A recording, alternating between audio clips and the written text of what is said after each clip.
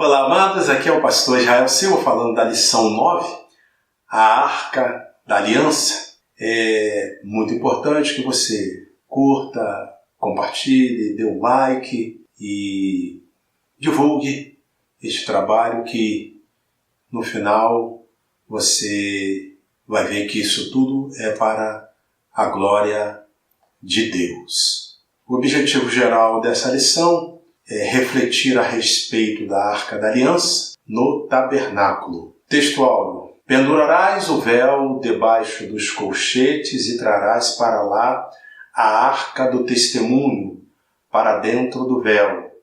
O véu vos fará separação entre o santo lugar e o santo dos santos. Êxodo capítulo 26, versículo 33. Esse textual não tem muito o que comentar, principalmente para quem já vem acompanhando as lições que nós temos aqui ministrado, né? Mas a gente vai falar dele um pouco mais tarde. Aqui esse véu significa a cortina, né? Que faz a separação. Então, recapitulando um pouquinho, havia a cortina entrando no tabernáculo, que seria aquela grande área do tabernáculo em si. Os judeus entravam, no caso, no pátio ou átrio. Aí eles se deparavam com a primeira cortina, que dava acesso ao lugar santo. Aqui está santo lugar nessa tradução, mesma coisa. E depois, prosseguindo, tinha então uma segunda cortina, ou véu, que é como está nessa tradução aqui, que aí sim dava acesso ao lugar santo dos santos. O textual está dizendo que ali, ou seja, no compartimento, seria essa terceira parte do tabernáculo, ali iria ficar a Arca da Aliança. Esse é o textual. Verdade prática.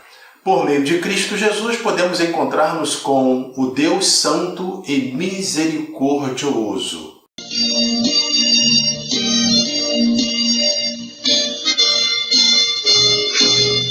Para você que acompanhou nossa vinheta, nós colocamos aqui a capa do livro, né, de Gunnar Wingre, O Tabernáculo e Suas Lições.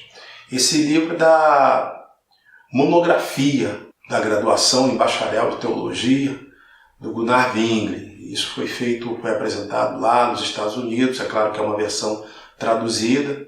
Você pode encontrar na CPAD. É uma leitura muito boa, muito edificante. Eu recomendo também para guardar mais boas informações sobre esse tema, o tabernáculo. Os objetivos específicos da lição são descrever a Arca da Aliança, explicar a simbologia do propiciatório e discorrer a respeito dos elementos sagrados dentro da Arca. A leitura bíblica em classe está em Êxodo capítulo 25, versículos de 10 a 22, que passo a ler e comentar agora. Êxodo capítulo 25, versículo de 10 a 22. Também farão uma arca de madeira de cetim. O seu comprimento será de 2 côvados e meio, e a sua largura de 1 côvado e meio, e de 1 côvado e meio a sua altura. Nós vamos deixar para comentar também, já no decorrer da lição, porque exploraremos bastante essas informações. E cobri-la-ás de ouro, ou seja, cobrirá a arca de ouro. É a ordem que o Senhor está dando a Moisés. Por dentro e por fora a cobrirás, e farás sobre ela uma coroa de ouro ao redor. Versículo 12. E fundirás para ela 4 argolas de ouro e as porás nos 4 cantos dela. 2 argolas num lado dela e 2 argolas no outro lado dela. E farás varas de madeira de cetim e as cobrirás com ouro. E meterás as varas nas argolas aos lados da arca, para se levar com elas a arca. Aqui vai ficando bem lógico, né? Vai ter a arca. Deus mandou que se fizesse as argolas na arca, né? 4 nos 4 cantos, parte superior, e ali introduzir essa vara exatamente para que se pudesse transportar a arca. Versículo 15. As varas estarão nas argolas da arca e não se tirarão dela. Então, o local de guardar as varas era exatamente deixar ali mesmo, como se ela fizesse parte da arca. Depois porás na arca o testemunho que eu te darei. Então vamos ver qual é esse testemunho. Também farás um propiciatório de ouro puro. O seu comprimento será de 2 côvados e meio e a sua largura de 1 côvado e meio. Nós vamos explorar essas medidas, sabendo que esse propiciatório ele vai funcionar como tampa da arca. Farás também 2 querubins de ouro batido os farás, nas 2 extremidades do propiciatório. Então, os 2 querubins vão ficar no sentido longitudinal, vamos dizer assim, aquele sentido mais comprido da arca, vão ficar de frente um para o outro. Farás um querubim na extremidade de uma parte e o outro querubim na extremidade da outra parte. De uma só peça, com o propiciatório, fareis os querubins nas 2 extremidades dela. Chegando aqui, mais uma vez, a gente vai dar uma revisada para mostrar nesse quadro que a arca ficava no local Santo dos Santos, como mostra o quadro, e a posição em que ela ficava, né? Então, entrando, ficava um pouquinho mais para a esquerda. Em outras lições, a gente já viu que essa entrada ela se dava no lado leste e ia se caminhando no sentido oeste. E essa é a posição. Os outros utensílios a gente já estudou em lições passadas e, basicamente, é nisso aqui que esse quadro pode nos ajudar. Ele demonstra aqui também destacado o propiciatório, que é essa tampa com os 2 querubins que ficava sobre a arca propriamente dito. Versículo 20. Os querubins estenderão as suas asas por cima, cobrindo com as suas asas o propiciatório. As faces deles, uma defronte da outra. As faces dos querubins estarão voltadas para o propiciatório. Versículo 21. E porás o propiciatório em cima da arca, depois que houveres posto na arca o testemunho que eu te darei. E chegamos ao versículo 22, e aí eu peço a sua atenção aqui. É importante ter uma atenção redobrada nesse versículo, porque ele nos traz algo que normalmente a gente não ouve falar. Normalmente a gente, até em comentários, é difícil, porque eu olhei alguns comentários que eu possuo e não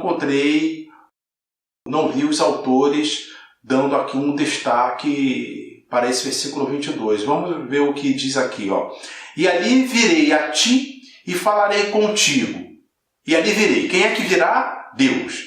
A ti. Virá a quem? A Moisés, porque Deus está falando com Moisés. E falarei contigo de cima do propiciatório.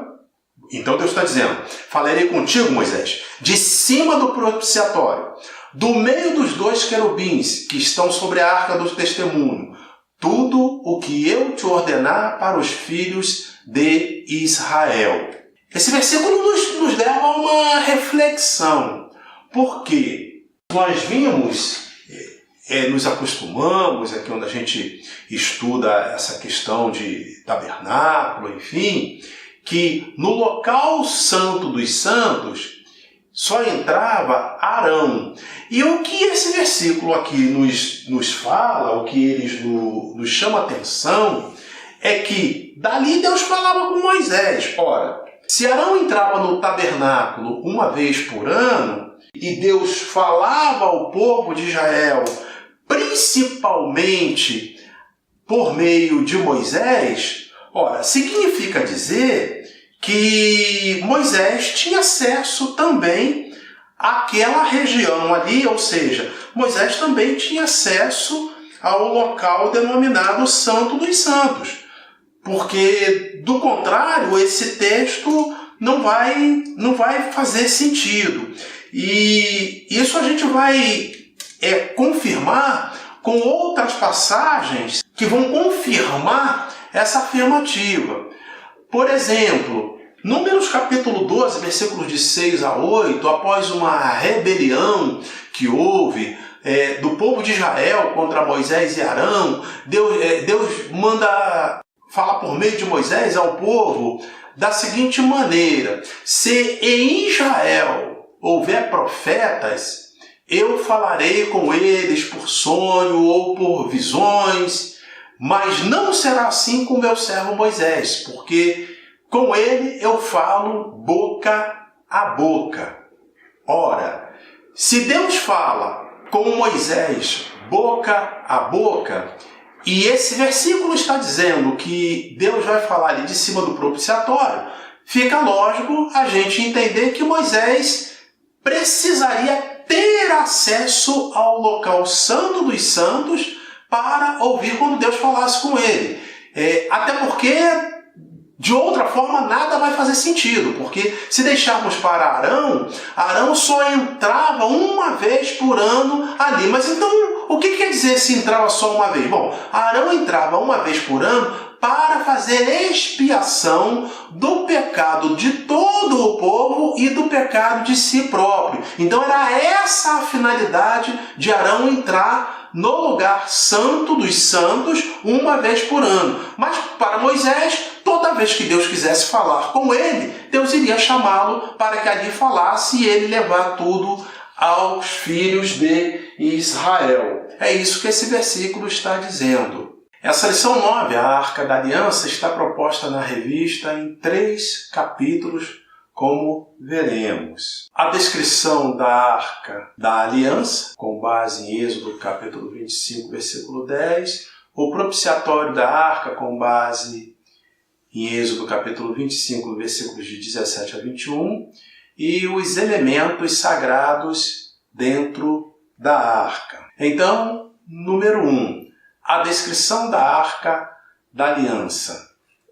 Sobre os nomes da Arca, a gente pode adiantar que a arca é o mesmo sentido que aparece como baú, que aparece como cofre. A ideia é essa mesma. E então, uma caixa, né, para guardar determinadas coisas, como a gente vai ver ainda aqui no decorrer. A construção da arca, se a gente for retornar aqui um pouquinho, no versículo 10 e 11, eu estou no capítulo 25 de Êxodo, está assim: também fará uma arca de madeira de cetim, e o seu comprimento será de 2 côvados e meio, a sua largura de 1 côvado e meio, e de 1 côvado e meio a sua altura. Isso significa um comprimento de 1,25 da arca e uma largura igual à altura de 75 centímetros. Então essas eram as medidas, e aí o texto vai explicar, Deus vai falar que quer que tudo seja feito de ouro, ou seja, de madeira, né? Madeira de cetim, e seja coberto, reforçado com ouro. Assim vai ficar a arca quando estiver pronta. Depois ainda diz que vai ter argolas e, enfim, todas essas coisas. Os símbolos das duas naturezas de Cristo. A arca tem essa madeira, é feita de madeira e revestida de ouro. Isso tudo, o ouro, ele aponta para a majestade de Cristo. E essa madeira de primeira qualidade, também é indicativo da obra de Deus, que é feito sempre com coisas de primeira grandeza. Isso vai ser muito importante quando a gente estuda Apocalipse, quando a gente se deparar com a grandeza de Cristo, Rei dos reis e Senhor dos senhores, a maneira como ele vai se apresentar. Então, o símbolo das duas naturezas de Cristo. Cristo como homem, a gente poderia colocar a parte da madeira representando Cristo como homem, e a parte do ouro representando Cristo como o Senhor dos senhores, o Rei dos reis, o Deus Todo-Poderoso. A gente pode deixar desta forma. Número 2, o propiciatório da arca. O propiciatório é que propicia. E o termo que mais se aproxima com isso, até um termo que a gente costuma falar muito, propiciar é facilitar. Então, o propiciatório também é decorrente disso. Seria a gente usa hoje o termo facilitador. Era essa mesma a ideia. Então, ele funciona como tampa da arca. Então, é uma tampa da arca e que tem os dois querubins ali esculpidos. Além disso, existe ali a simbologia da tampa da arca, igualmente também de madeira revestida em ouro, e tem ali os dois querubins, estão esculpidos ali, que ficam de um de frente para o outro, e Deus diz que dali ele vai falar a Moisés tudo que Moisés ouvir, para Moisés falar ao povo de Israel. Ainda sobre essa questão da simbologia dos querubins alados, sobre o propiciatório, vai nos ajudar Êxodo capítulo 25, no versículo 18, que diz: farás também 2 querubins de ouro batido os farás nas 2 extremidades do propiciatório. Exatamente. Então, é para mostrar ali a majestade de Deus, já que Deus haveria de falar dali, de entre os querubins. Então era algo muito... Eu chamei a atenção quando a gente fez a leitura, que para Deus falar com Moisés desta forma, Moisés terá que entrar no lugar santo dos santos, toda vez que Deus quiser falar. E não pode a gente fazer aqui o comparativo com a função de Arão. Arão também entra, mas entra uma vez por ano para fazer a expiação dos pecados. É uma outra finalidade. A finalidade de Moisés, se Moisés entrasse, chegasse até ali, era porque Deus o havia chamado, porque Deus queria falar com ele para passar instruções. E o número 3, os elementos sagrados dentro da arca. É muito importante isso. Então, havia 3 elementos dentro da arca. O primeiro eram as tábuas da lei. Inicialmente, o próprio Deus escreveu a lei para Moisés. Os 10 mandamentos, Deus escreveu e entregou a Moisés. Ocorre que Moisés estava no Monte Sinai. Quando ele desceu, aí acontece aquele episódio do bezerro de ouro. O povo se rebelou. Espiritualmente é isso, se rebelou contra Deus e produziu aquele bezerro de ouro. E Moisés, então, tomado de uma fúria muito grande do povo, Moisés acabou quebrando aquelas tábuas, lançando no chão e quebrando aquelas tábuas. Mais tarde, Deus manda Moisés subir uma outra vez ao Monte Sinai, e Deus então fala com ele, e é Moisés mesmo que esculpe essas tábuas da lei. Deus repete Moisés e Moisés escreve. Então, são essas tábuas que vão estar dentro da arca. É o que seria o primeiro elemento ou o primeiro grupo de elementos. O segundo elemento é um vaso com o maná no deserto. Aqui é muito importante a gente lembrar que o maná no deserto ele era fornecido e o povo colhia, se alimentava e ele só servia para aquele dia. Para o dia seguinte, se deixasse, ele estragava, cheirava mal. Então, só poderia funcionar dessa maneira. Quando chegava na sexta-feira, eles colhiam para que no sábado não fosse necessário trabalhar. Então, esse de sexta-feira, ele funcionava para o dia seguinte. Era a única exceção. De resto, não. Mas esse maná, aqui, esse vaso com esse maná do deserto, ele ficou ali guardado na arca e ele não se perdeu, ele continuou perfeito ali como era enquanto se teve notícia da arca. E o terceiro ponto, o terceiro elemento que ficava dentro da arca era a vara que floresceu. A gente costuma dizer a vara de Arão que floresceu. Porque como é que acontece isso? Lá em Números, capítulo 17, versículos de 1 a 10, há um momento de uma contenda do povo de Israel contra Moisés, questionando a liderança de Moisés. Será que Deus só fala com Moisés? Deus fala conosco também? E aí o que acontece? Deus diz assim, olha, manda que cada um traga uma vara e escreva nela o nome da tribo, o nome de representação da tribo. Então são 12 tribos, seriam 12 varas. Mas havia uma restrição. Na vara que deveria ser colocado o nome de Levi, Deus mandou que se escrevesse o nome de Arão. Então cada representante de tribo trouxe ali aquela vara e entregou a Moisés. E Moisés deixou essas varas, 12 varas, guardadas lá dentro do santuário, do lugar santo.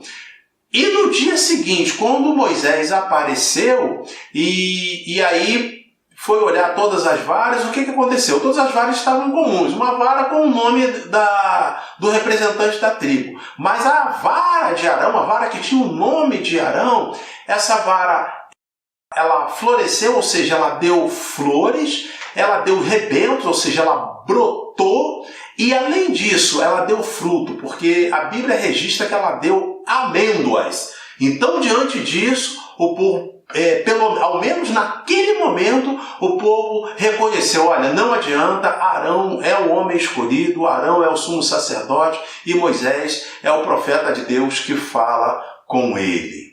E concluindo, nós vamos lembrar que a Arca da Aliança era a peça mais importante da relação espiritual entre Deus e seu povo naqueles dias, sendo que apenas sacerdotes, durante os deslocamentos e guerras, podiam se aproximar dela. Além disso, o sumo sacerdote, e inicialmente Arão, podia se aproximar da arca uma vez por ano para fazer a expiação do pecado do povo e seu próprio.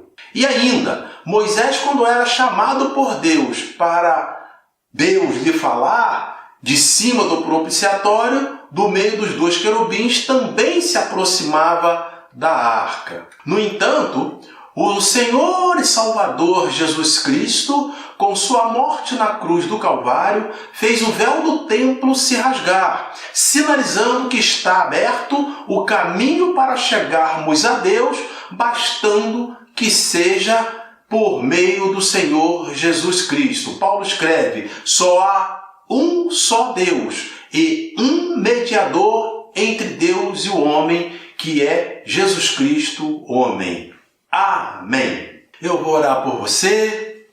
Pai amado e santo, em nome de Jesus, nós te louvamos por esta oportunidade, por esta lição que podemos ministrar. Te pedimos, Senhor, a tua bênção, que ela venha a ajudar, que esse vídeo venha a ajudar professores de escola dominical, ou as pessoas, os irmãos que não puderem ir à classe, ou em qualquer outras situações, que venha ajudar as pessoas a crescerem na tua graça e no teu conhecimento. Ajuda-nos, Senhor, a guardarmos a tua palavra em nosso coração para não pecarmos contra ti. Nós pedimos e te agradecemos em nome de Jesus. Amém. Que você tenha sido abençoado, abençoada, e em nosso próximo encontro falaremos da lição 11, o sacerdócio de Cristo e o Levítico. Então, até lá, se Deus quiser, em nome de Jesus. Amém. Deus abençoe você grandiosamente.